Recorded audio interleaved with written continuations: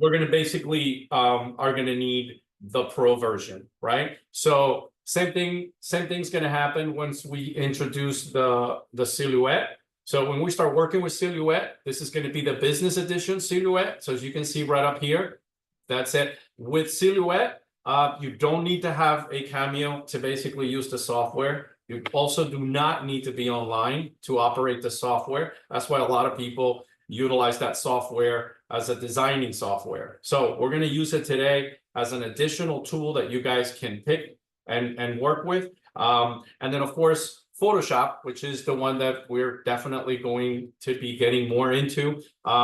It allows us to do far more things than some of those other programs that are very simple programs for designing.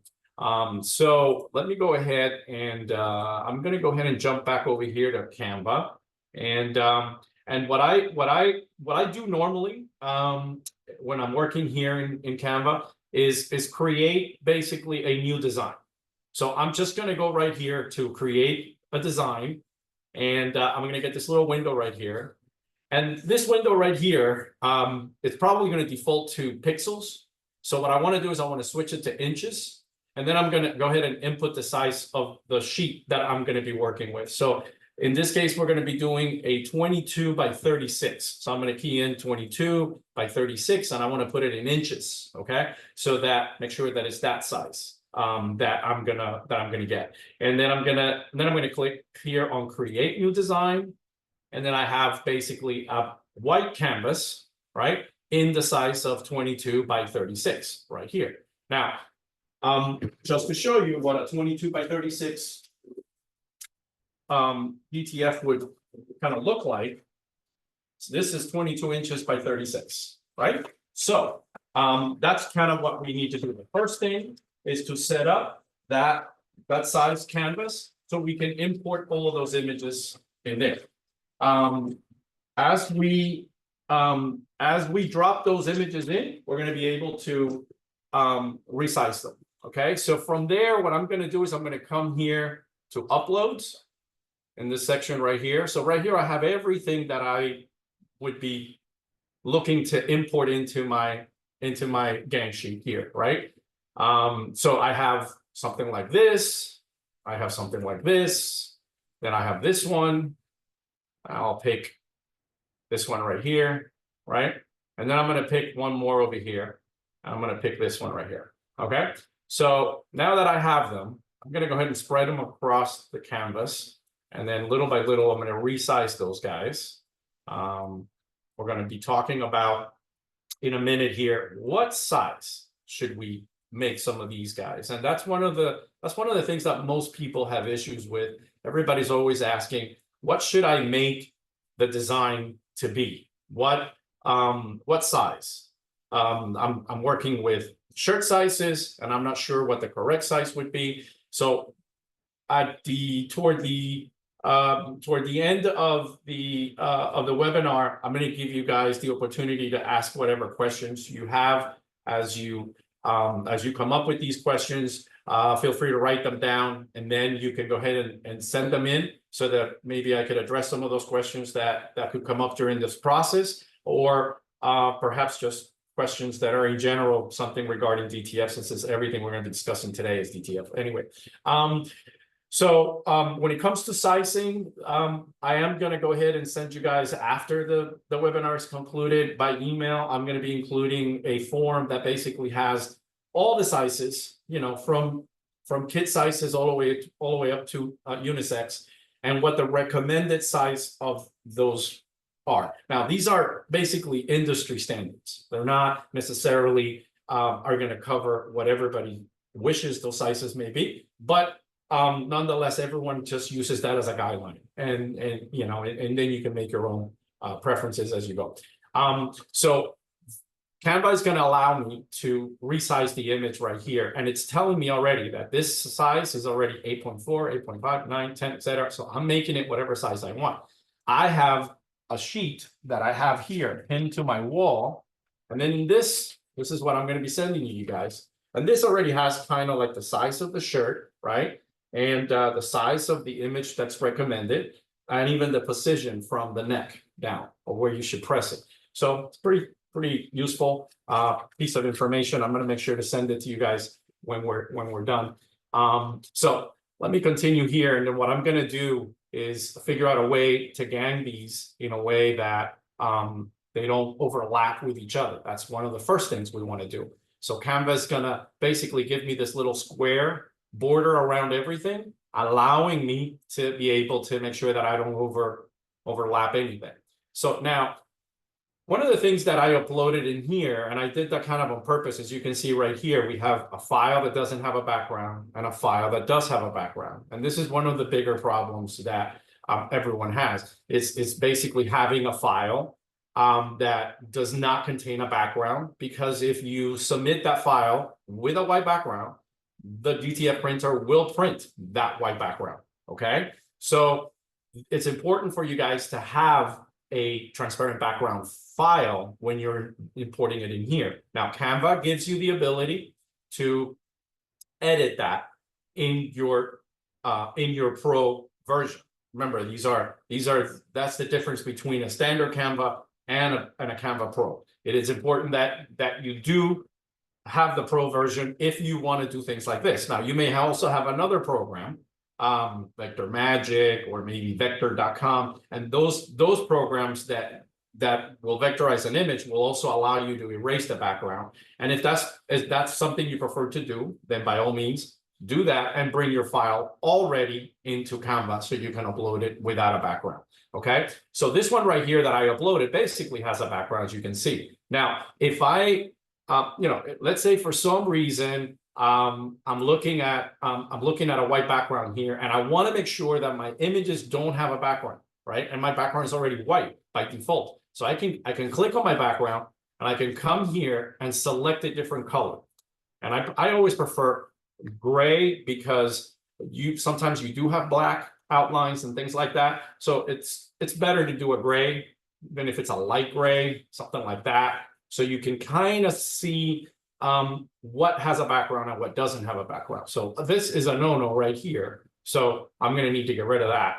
And I just hit delete and get rid of it. And then this one is the one that does not have a background. And that is the one that I want right here. And then from here, it gets pretty easy. I size it to the way that I want it. And then I'm going to use the Alt key on my keyboard and basically make a copy. And I could continue to make copies that depending if I want 3 of those, or let's say that I want 1 of that, but I want a couple of these in like a left chest. Typically a left chest, people may want to do something like a 3.5, somewhere in that neighborhood. So I can go ahead and just kind of come here. I could do that, make a couple more in here and fit them right here. And the key is to try to get as much space covered, right? And also make it easy for you to be able to cut it later, because you don't want them too close together and then you're having trouble cutting across the stuff. Okay, so try to move them in as much as you can and use up as much space as possible. All right, and again, we're gonna get as much as we can here, and then let's say that I want a couple more of these, so we're gonna go ahead and get that right here, and we'll continue getting down a couple more just to use up our space, and get this guy right there, and we're going to go ahead and get there, and 1 more down here. I think we can squeeze 1 more right there, and this guy, make him a little bit bigger. Well, so once our gang up is sort of ready to go, our goal is to basically export it. Okay, so unlike Photoshop and Photopea, which are designing programs, also Illustrator and Corel are designing programs, and those programs are going to work a little bit different. You would create the canvas first, and once you create the canvas, you can select what kind of quality you want that canvas to have, what kind of resolution, and the target resolution should always be 300. It could be higher, but I always say 300 or more is where you want to be. Don't want to be below 300 on your resolution. Here in Canva, what we're gonna do is we're gonna share. And once we click on share, what we're gonna do is we're gonna download this file, okay? And then we're gonna end up with this particular window right here. Do we want it as a PNG? Absolutely. Why? Because it's going to hold that transparency background we have here, okay? We also wanna move this needle all the way to the end. Why? Because this is the way Canva, I should say, will make sure that your file has a 300 DPI. Then we're going to select transparent background. Now, again, these features right here are going to be in the Pro, in the Canva Pro. They're not going to show up in your standard Canva. So don't try to look for them if you just have a standard Canva program. That's not going to work. You gotta upgrade to the Pro. And, you know, I understand it could get pricey. That's why we're doing all of these steps in different programs. You know, if you already have Photoshop, obviously you're paying a membership and a premium one. But of course, Photoshop will have far more tools that you could do. And Canva is more of a basic designing program. Same with Silhouette and same as Photopea. But again, you know, it's important that you work with the Pro, and that was my point there. So what I'm gonna do is I could save my preferences. So every time I want to download anything and I don't want to forget what I did, I just click here on save, and then I'm gonna go ahead and download the file. It's gonna take basically just a few seconds, and then once that's done, I'm gonna end up with my downloads, which is where I'm gonna find it. See, it pops up right here. So if I click on my folder for downloads, all my downloads are going to be right here that I've done. And here is my untitled design right there. And there it is, right? So I'm going to go ahead and just shrink this down a little bit. And just to show you that, you know, the file arrived the way it's supposed to. And obviously with those parameters, it should, but I'm going to go ahead and double check. I'm going to use Photoshop, which is what's going to truly tell me if the file is in fact saved correctly. I'm going to click open, and there is my file, 22 by 36, all transparent background. If I go to image size, I'm going to find that I could have pushed that needle a little bit more to the end, and I would have ended up with 300 DPI, right? So because I'm here in Photoshop, I could actually just make that 300 DPI, and it'll do that for me right here in this program. Or I could go back to Canva and just make it 300 DPI. So again, pushing that needle all the way. So if I'm here and I'm going to do it again, what I'm going to do is I'm going to go to download, and then just make sure that I can go all the way to the end right here. So that's going to do download. It's going to download a second one, and then I'm going to access it again in Photoshop. And this time you're going to see that it already gets imported with the right DPI. So let me show you guys that as soon as it's done downloading. It obviously takes longer because the file now it's a heavier file, right? That's how we know that the file is good. So I'm going to go back here, and then I'm going to open that download one more time, the new one, this one, and there it is. And if I go to image size, bada bing, right there, that's where it is. So that's important to make sure that you guys click that feature all the way to there.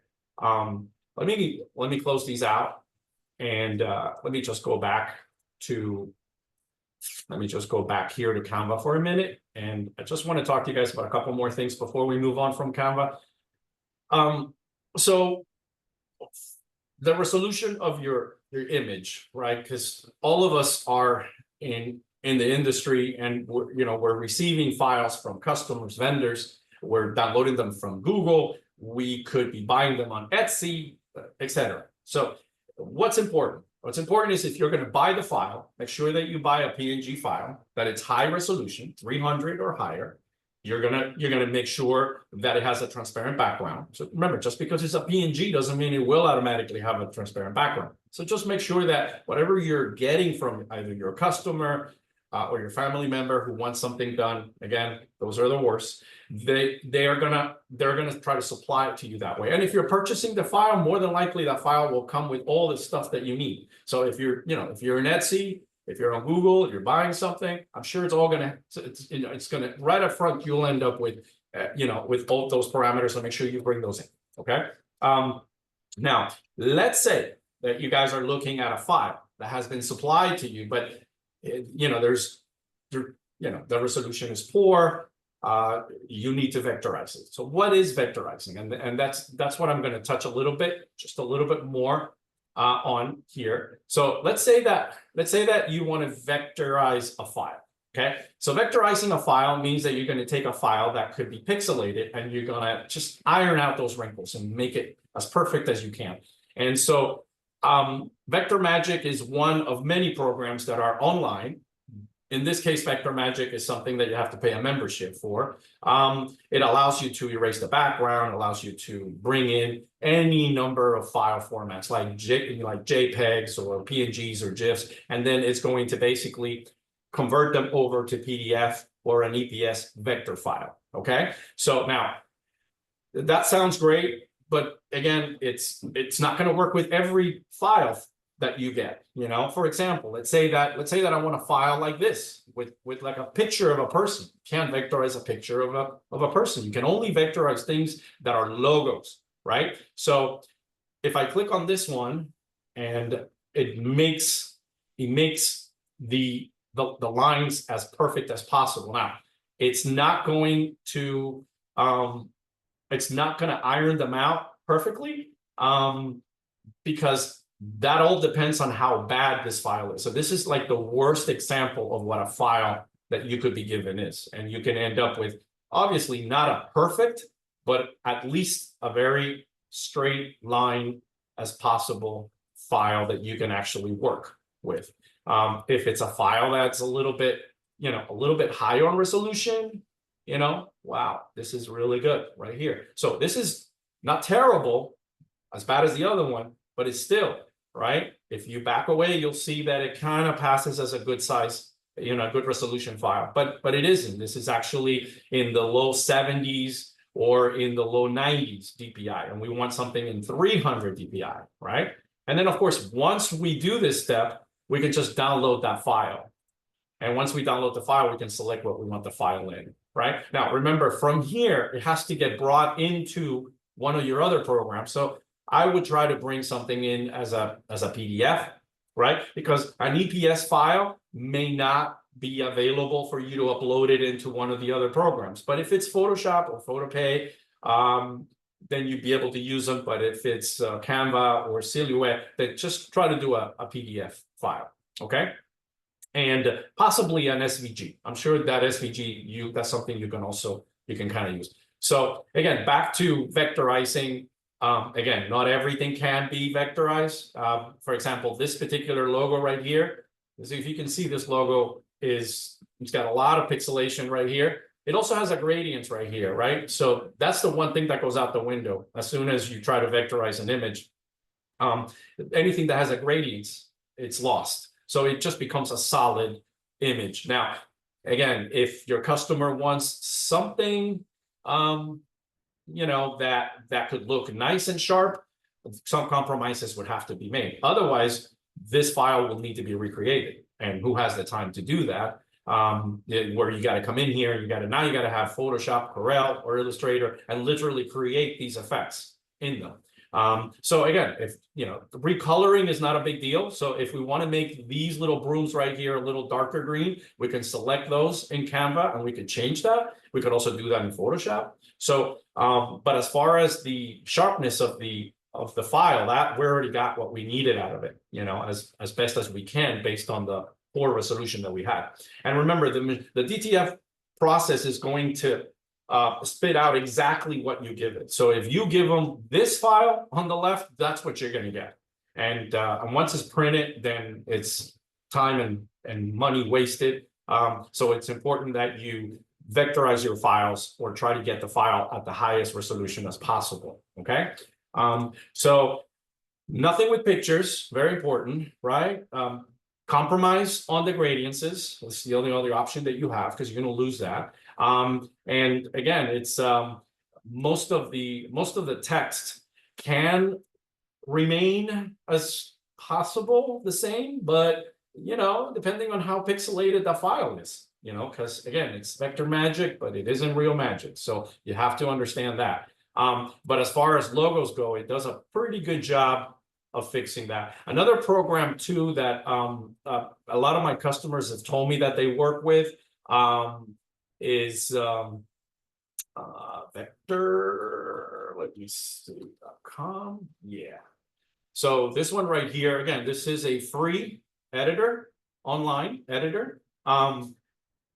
It's going to give you a lot, but of course, once you want to do a conversion of color, if you want to recolor an image, or if you want to do some of the things like eliminating the background and things like that, well, in order to do that, you are going to have to pay the pro version. And I mean, these programs are not that expensive. They're somewhere in the neighborhood of $4 a month to $10 a month. And there's even a yearly plan that probably saves you a lot more. So again, I'm not vouching for either one of them. I'm just personally, I just happen to use Vector Magic for a long time. So I just use it specifically for that. A lot of customers send us things and, obviously, they can't work with some of those files. And so this is a quick fix and it's relatively inexpensive, right? So there you go.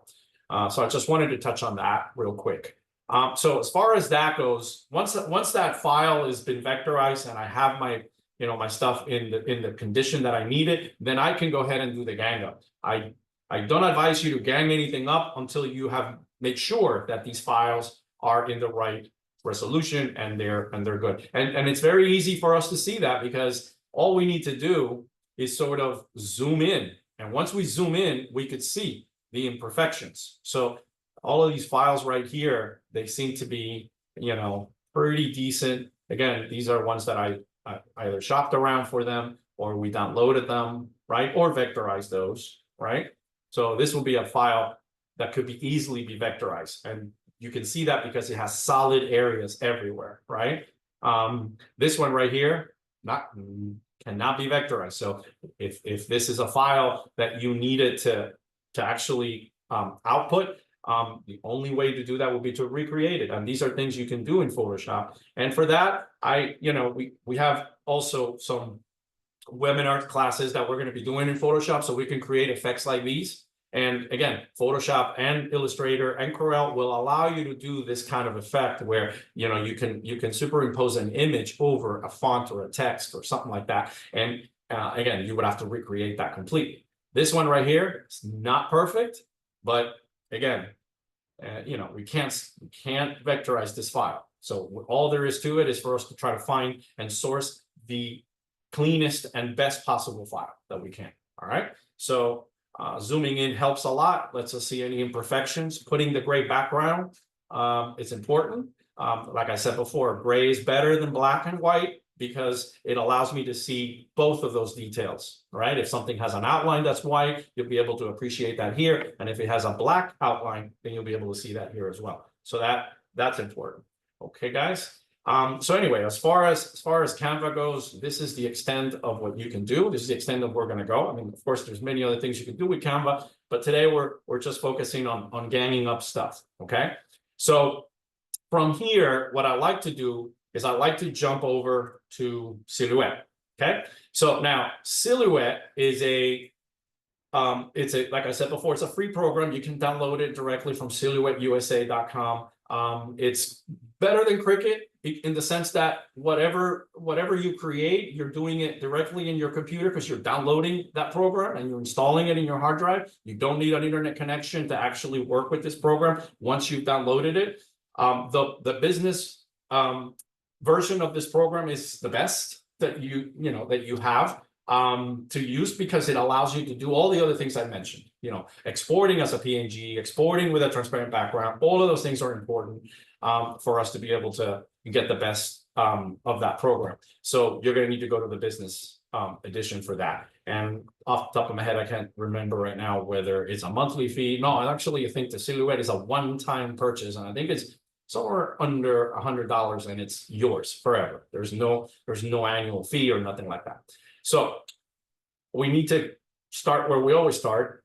We're going to basically create a canvas on the size that we need, just the way we did it in Canva as well. So we're going to come here to media size, and we're going to create one ourselves, right? So we're going to go custom, and we're going to go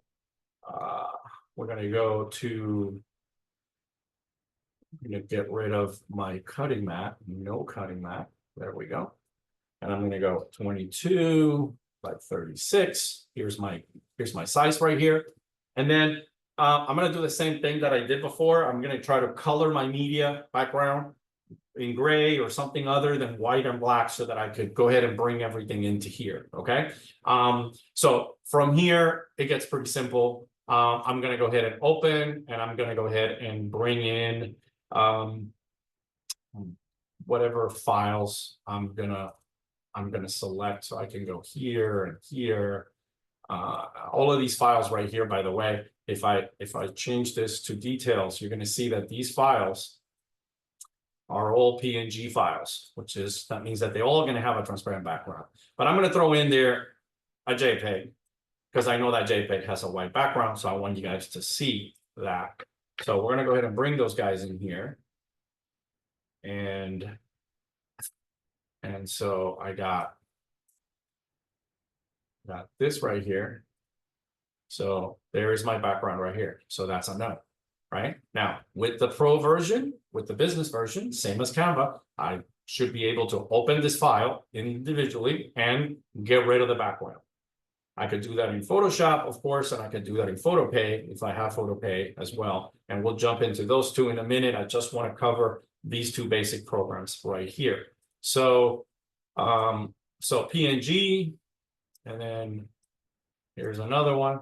Now, remember that this program, the Silhouette program, is kind of like a Cricut program. You know, unlike Cricut, you do need to, it's a little bit more complicated with Cricut. You can only do 12 inches wide. You can't create a canvas of 22 inches. So that's number one restriction right there. Number two, you're working off their server. So all of the files that you have, everything that you do, you know, it's very difficult to export it from Cricut. That's why I don't recommend Cricut in this process. Cricut for everything else is outstanding, same as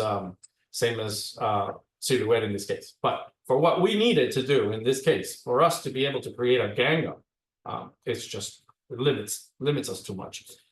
Notice here that whatever I'm bringing in as a PNG, Silhouette has a system where it automatically applies a cutting line right on the border. Now, that cutting line is only visible to the program if you're going to cut.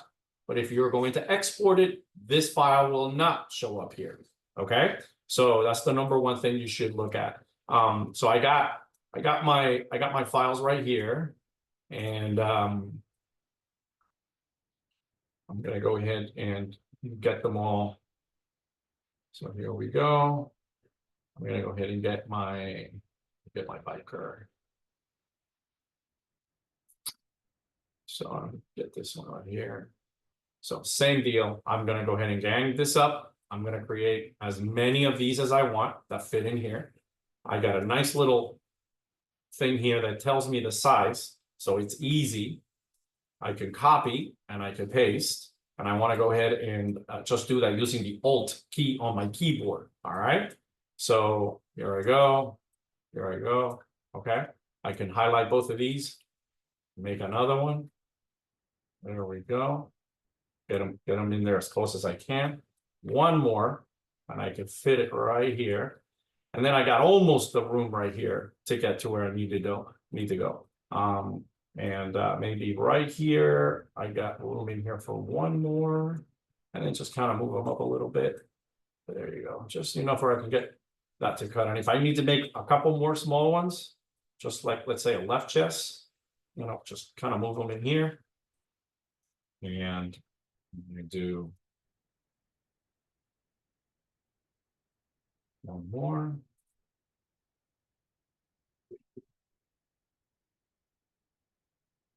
I seem to have lost my silhouette. I'll get back into it right now.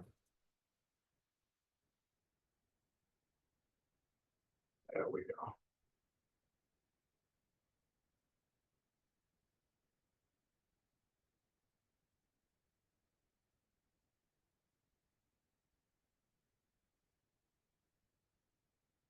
Let me restart my silhouette because he seems to be having kind of an issue here.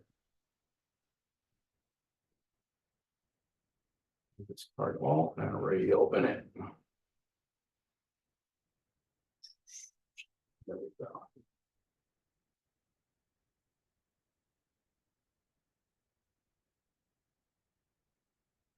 There we go. Okay, let's get these guys back in here. And I'm going to recolor my background. Okay, so let me do that again.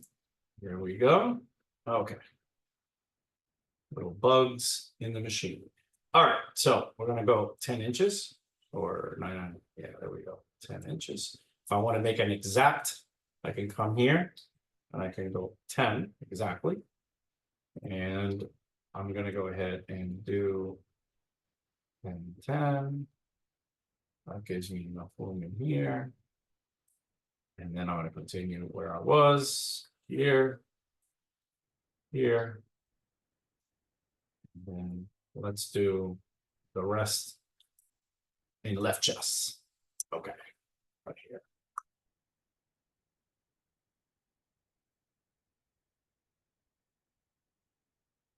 And if I want to do a whole bunch of these in one shot, get it in here, get it in here. So let's get these up a little, these up a little more, these up a little more. There we go. Okay. All right, guys. So now when I have this completed, my options are going to be file, save as, and then what I'm doing is I'm going to save it in my hard drive, which is something that you can never really do with Cricut. And then here we're going to be able to do that. I could select here from a silhouette file, because again, a silhouette file would be for cutting, for printing and cutting. We're not going to do that. We just want to create a PNG file. And we could name this file whatever we want to do. We're going to do it test DTF sheet. And we're going to call it what it is, right? And then we're going to call it all right. And then we're going to go ahead and save that. Here's the part that it's going to allow you to input what size you want this to be, right? Notice immediately that this is going to be saved in 72, and this is where a lot of the mistakes occur. A lot of people, they skip over this space right here, and that space right there is the area that is going to give you the resolution at 300 dpi. So we're going to move the needle, you know, as far up as we can, right? So again, we're making the file bigger, but what we're doing is making the file heavier and in 300 dpi. Okay, so once I click on save, it's going to put it in my hard drive. And now when I go back to Photoshop, where I can check all these things, then it's going to allow me to find it and put it in there. Let me go back into Silhouette here for a second until it's completed, till that process is completed. There we go. And now it's done. So my goal here is to basically save it in the file format that I want. Once I do, let me just put test 2, show you that window one more time. Okay, it's going to default to this. We need to increase that as much as possible, and then give it a transparent background selection so that it ignores this background that we have right here. If we don't do that, you're going to get a gray background. All right, so we want to make sure that we have that, and then we're going to go ahead and save. So I just wanted to show you that step one more time on creating that. Okay, now this file right here is again all of the same, but you can bring in the ones that you want. So as far as that's all we need to go over here. Let me take you to the next software. And this is now a Photoshop, which is going to be a little easier. Photoshop just works far better than every other program. We're going to start with a new file. I already have a 22 by 36 profile ready at 300 dpi. So all I got to do is click that one with a transparent background, RGB, and create. Here's my empty file right here. I'm going to load it up with everything that I need. So I'm going to do this. I'm going to come here to open. I'm going to find my little folder with my biker. I'm going to do my biker. I'm going to do my Captain America. Sure, why not? I'm going to do Lilo. All right, let's get everybody open. All right, so these are my all of these are my PNGs. As you can see, no background, transparent background, very important, right? And this is my sheet right here. So it's a click and drag process. I come here and click, drag it, and bada boom. This is it right here, 22. So this is all the space that I have to work with. So I'm going to do my Captain America, bring them over here, boom. There we go. And then I can size it to what I want. It's going to tell me what size it is, right? Right here in the little corner. I could also do that right here. I could also come here on this side right here under properties to make sure you have that. If you don't have that on, click on window, go down to properties, make sure you have a check mark here. And these are basically things that we go over in the Photoshop webinar, which is basically, there's so much in Photoshop going on. And so one of the things that we do is just kind of go over every tool so that it's, you lay out all your tools right here. It's kind of like a mechanic with a toolbox. You want to have everything in there that you need and no more than what you need. So you don't carry around things that you don't really need. So properties, layers, channels, very important. We're going to talk about that in a minute. Can't do that in any of the other programs. Can't talk about channels if it's a CMYK or an RGB file. Can't do any of that in Canva or Silhouette. They are great programs, but they're very basic when it comes to designing. So we're gonna go back to that in a minute. And the last thing here in the properties allows me, while I have this selected right here, then let's say I want to make it 8 inches exactly. Boom, 8 inches exactly. This one, if I want to make it 10.5, we're going to do 10.5. Here we go. And the tools pretty much work the same way as in any other program. If I want to click and drag and make a copy, I'm going to hold my Alt key and then I'm going to click and drag. Pretty much that simple, right? There we go. And if I want to make this second copy smaller, I can make it smaller. I want to do that. And I could continue to fill up, I'm going to bring Donald here all the way to the first one. There we go. Go a little bit bigger. Okay. Now, I open all of these individually. I could see what kind of resolution I have, right? But the system tells me when I go to image and image size, it's going to tell me what originally the size is and what the resolution is. So I'm already being given this information up front. I don't have to be guessing what resolution the file is. It tells me right here. So before I copy and paste it or click and drag it into my document right here, my document is already 300 dpi. So the entire file, if I go to image size, there's 300 dpi. So anything that I bring here, it's gonna, even if it's lower than 300 dpi, it'll switch it to 300 dpi.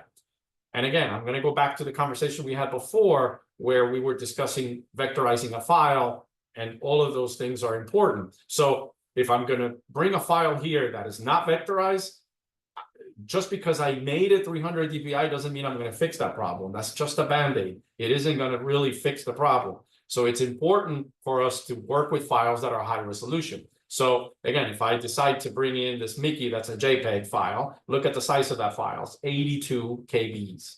Look at the files on the other ones, right? So you can kind of see that the higher the size of the file, the better resolution you're going to end up with. So if I bring something like this, and I zoom in, I can already see that. So why am I gonna grab this file and bring it into my sheet here? Look at the size of that file. Realistically, look at the size of that file. So when I do this, it's gonna try to convert it to 300 dpi, but the imperfection is still there. So I'm just masking the problem. I'm not really resolving the problem.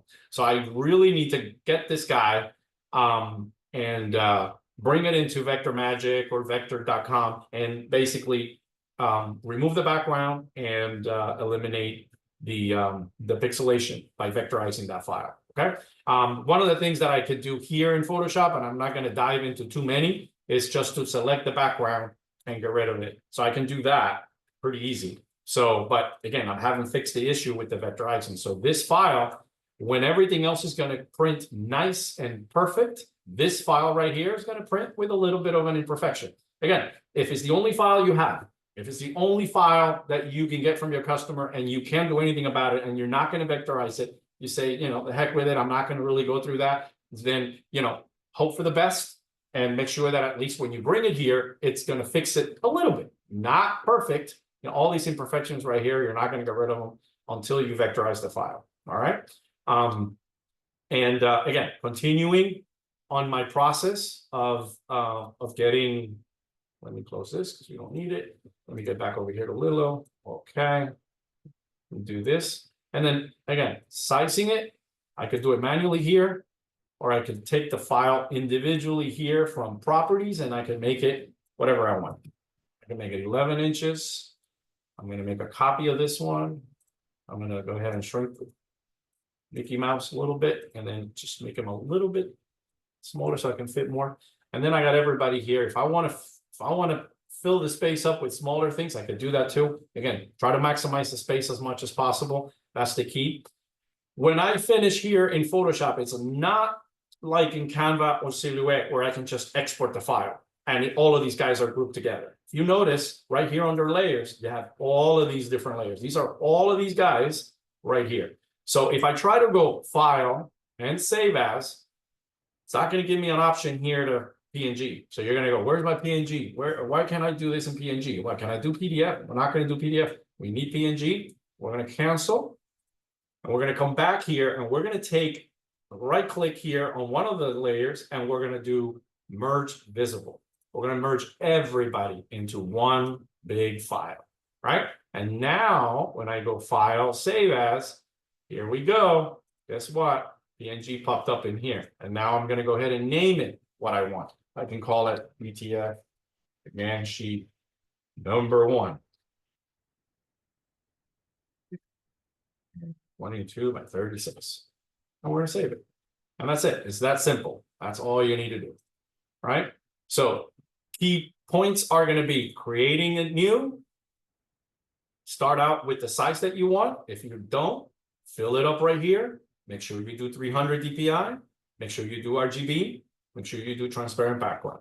Okay. And then you click on create. And it's going to make you one. So every time you come in here, you have it. So these are the kind of best features about Photoshop that I want you guys to eventually take advantage of. I know it's a pricey software, but it allows you to do a lot of things. And if you guys want to learn more about Photoshop, you know, just wait for that webinar that we're going to be planning. And we're also going to uploading a class that's going to take you guys into that a little bit more deeper into Photoshop to learn how to do that. So when it comes to Photoshop, the extent of what we need is here. You want to have properties for your sizes. You want to have layers right here so you can combine them. And we basically want to just make sure that whenever you open a new canvas, size is made in the size that you want and in the resolution that you're looking for, and that it is transparent so that you don't have to bother with the white background there. If I want to basically create a background behind these images, because a lot of people ask me that and say, well, I want to double check to make sure that my white text, I can see it. Because here you got that checkerboard. That's how Photoshop gives you a translucent background. I can come in here, I can click right here to new. It gives me a new layer. And this layer I can go edit, fill, and I could turn it, let's turn it gray because I have black, white, so let's do gray. And there we go. This is just for visualizing that everything is good. When I save it, I don't want that layer. So I'm going to right click and delete it. Delete layer. Right? Remember that we cannot save anything as a PNG in Photoshop if it has more than one layer. If you try and it's not there, something's wrong here. So merge all your layers in there, okay? And make sure that if you add a layer to color the background, get rid of that layer before you save it and export that file. Otherwise, you're going to get that gray background. Obviously, we don't want that. Okay, so that's that. So when it comes to Photoshop and the DTF, this is as far as we're going to go. If we need to type anything, again, you know, typing is simple. You can do that on any other programs, including Photoshop. I want to jump over to Photopea, which is basically the last program that we have here scheduled to work with. Identical to Photoshop. So if I can summarize it for you, that's it. Again, all of these programs have a free version, and this is what I'm running with. I'm running on a free version. That's why I'm getting all these wonderful ads here, right? So if you don't want the ads and you want the full effect of the program, you know, just go to your account and create an account. And you know, again, monthly fees are very low for these programs. It's never going to be as much as Photoshop is. Photoshop, I think, is in the $20 range per month. And if you're a student or a teacher, obviously you could get it for half that price. And Photopea is probably half of what the, you know, what the Photoshop is. But it's the same, basically is the same, you know, it's the same thing. I'm gonna, you know, I could create here what I want. I could do it in inches. Sorry, guys, I have it in Spanish because I was doing a class in Spanish. So my stuff is all in Spanish here. And I could do transparent background. So this is literally the same thing that I get in Photoshop. Very, you know, very straightforward, you know, very simple. I go transparent, well, transparente, like it says here. So we're gonna, you know, we're gonna do that, and we're gonna create it. And then there you go. So this is as close to Photoshop as you could possibly get. Same process, same tools. Here's everything right here. You know, I got my layers right here. Sorry, it's in Spanish. So, and all I got to do is just open and start getting all these things back in there. I click and drag and bring them. So those are my gang sheets already. But again, it's the same process. I'm not really going to waste your time on this here because Photopea is identical to Photoshop. There's nothing different. So once again, what I'm looking for is I'm looking for a file that is 300 DPI. I'm looking for my Canva size to be 22 by 36. Photopea, not a bad program. If you don't want to spend the money on Photoshop, this gives you all the same tools, so you're able to do everything that you can do with Photoshop. And I discussed this when in the Photoshop class. I go a little bit into this so you guys can have another option for a more inexpensive program solution. Okay, so I'm going to go ahead and close out that. What I like to do next is, let me just get back over here to a little bit to one more. Oh, here we go. Just to kind of touch on the vectorization, whether you're doing vector. .com. Whether you're doing this or you're doing Vector Magic, both of these programs are going to, you know, work for you at doing the vectorization and erasing background, you know, creating a transparent background, bringing the file out, exporting it in the size that you want. All of these things, you're going to be able to do that with one of these two programs. This one is free, and again, they have only so much you could do with them before you have to pay for the upgrade. And I highly recommend the upgrade on all of those.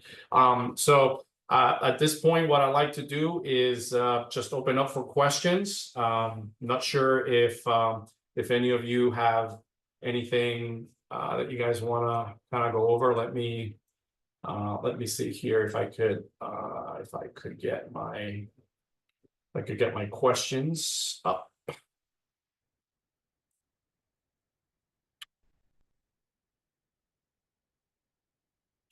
All right.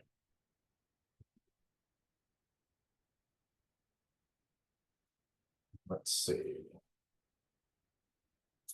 Here we go. So let me see. Okay, so one of the questions that I have here is RGB colors while the printer uses CMYK colors. Does this affect the color resolution of the final? So here's the deal. You can't really import a PNG file in CMYK. So if I switch back to Photoshop and I decide to switch my channels from RGB to CMYK, and I do that, so now they are in CMYK, and I try to save my file, okay, as a PNG, I don't have that option anymore. Right? It can only be in RGB. So how can we make sure that the file that we're going to print has the same values that we created in Photoshop? Well, that's what a profile comes into play. And in Photoshop and Corel, we can put profiles into work. Here in Photoshop, I can go to my color settings, and inside my color settings, I can select what RGB value I want. That's the reason why in places where you send out to request a DTF, like in our case, when we do DTF for people, we tell customers, make sure that when you create it in Illustrator or Photoshop, you're using Adobe RGB 1998. That means that if you use that file, RGB profile, whenever we open that, it's analyzed as close as possible to what you're asking for. Remember that the process of a digital direct to film or direct to garment, it's not like screen printing where you can select the ink and customize that ink to a specific color and you're printing exactly that color. Here, the computer is going to assume control and is going to give you the best guess. And that's one of the largest challenges that we have with DTF, and things are getting way easier right now. So I will definitely tell you that by doing that, by at least assigning the correct profile, which in this case would be Adobe 1998, that would be the ideal. Yes, Erica, you can use Illustrator. Illustrator works as pretty well. Similar process as Photoshop. You will have to output the same way. You're going to save that file. You can work in CMYK or RGB, but if you're going to save it as a PNG, you need to create that in RGB, also in Illustrator. And make sure that your Illustrator color setting is Adobe 1998 RGB. That's what's important. What else do I have here? Any other questions that anybody needs to throw at me? Not sure if anybody else has anything else. I hope I'm not leaving anybody out. Feel free to reach out to me. What I'm gonna do is just remind you guys of what my email address is, and I'm gonna go ahead and type it right here so that you guys can reach out to me with any questions directly about anything that we covered here or anything else that you guys need to kind of get into. Only because I know that all this process is kind of it's a little complex, and it's we're trying to figure it out as we go and trying to make sure that you guys have all the tools that you need.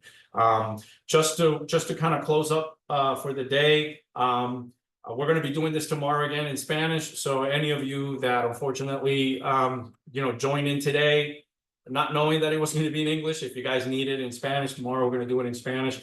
And anything else, if you guys think about any other program, if you guys are using any other program, unfortunately I don't work with Corel, so I can't do a Corel. I wish I had the time to learn Corel. It's a great program, but I had to take my pick between Corel and Illustrator and Photoshop, and once you get started with a program, you know how that goes. You kind of stay with that. The last thing that I'm going to remind you guys is that if you want to do more of Photoshop, we are going to have a webinar soon ready for that, where we dive completely right into that, and we're going to be recording that session so you guys can access it later, and then maybe do it as you go, because I know there's a lot of tools in there, so that's something that maybe you guys might want to work with. So again, if there's anything else that you guys may want to throw at me, we got a couple more minutes, and I hate to keep you guys up longer than that, but yes, if you have anything else, feel free to throw it at me now. And that's it. I guess that's all the questions we had. Thank you guys. Thank you very much for that. And the class tomorrow will be at the same time, 7 p.m. So again, for those of you that want to jump back in Spanish, we're going to do all of this in Spanish. And when I learn French, we'll do it again too in French. All right, guys. Thanks again, and have a great night.